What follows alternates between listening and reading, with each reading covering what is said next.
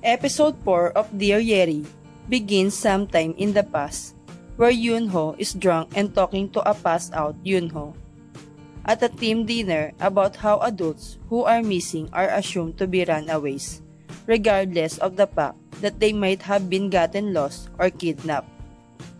She's reminiscing about Yeri and talking to no one in particular. We jump to the present, where Yoonho, realizing that Yoon-oh is present, ran away to the bathroom. She's way too overwhelmed to control herself, and for a second, Yeri's memories flash before her eyes as she breaks the mirror in front of her, in sheer pain before passing out. Yeri later wakes up in the nurse's office with Joo-yeon beside her. He tells her about the broken mirror, and Yeri promises to pay him back the money. Yeri later confesses to the psychiatrist that she's happy in her life because she's in love and does not want to get better and risk losing herself. After going back home, she writes a letter to Yoonho, requesting that Yoonho give the body to her. The next day, Yoonho gets her phone fixed and tries to contact Joo-yeon, but he does not pick up. Meanwhile, Joo-yeon upsets the press director when he points out his habit of touching women inappropriately. In this case, it's Ye-yoon. Joo-yeon later narrates the events of the evening to Yeri. Coincidentally, Yeri comes across the press director and is ultra-vigilant when he pokes her chest with the parking ticket. She screams and the issue intensifies with the press director kneeling and apologizing to her.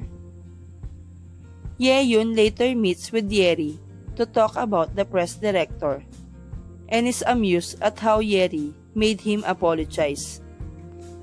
She later explains that the press director is the type who only messes with people he knows will stay silent. They later have dinner together and are joined by Joo-yeon. Mid-dinner, Joo-yeon has to leave urgently and asks Yeri to accompany him. We find the two at Joo-yeon's mother's hospital room, where his mother throwing a fit. Yeri helps her calm down and also emphasizes that being alive is a good thing, saying it in the context of Joo-yeon's brother's death and how Joo-yeon and his mother being alive is the most important thing. The next day, even though Yoonho has refused to tag along for a weekend meeting trip, she ends up going anyway. And we find that the location is the same place where Yeri went missing. Despite the forest being a deadly place, she leaves the party early and hikes to the open field where Yeri was last seen. Here, she's overcome with grief and recalls how Yeri did not want to go on the trip in the first place, and that if it were not for Yoonho, she'd never have gone missing.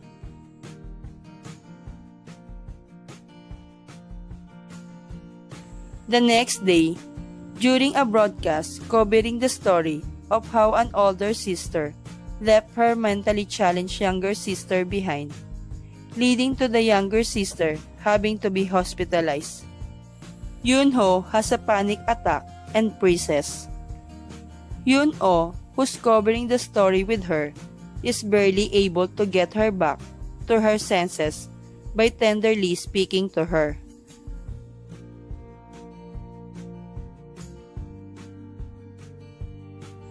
They somehow finish the broadcast, and Yoon-oh takes Yoonho away from the scene by holding her hand.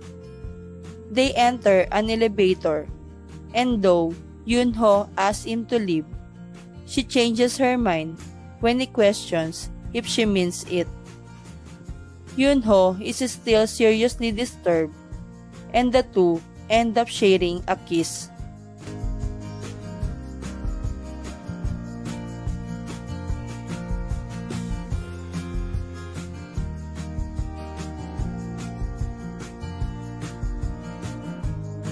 Thank you for watching. Don't forget to subscribe, like, and share.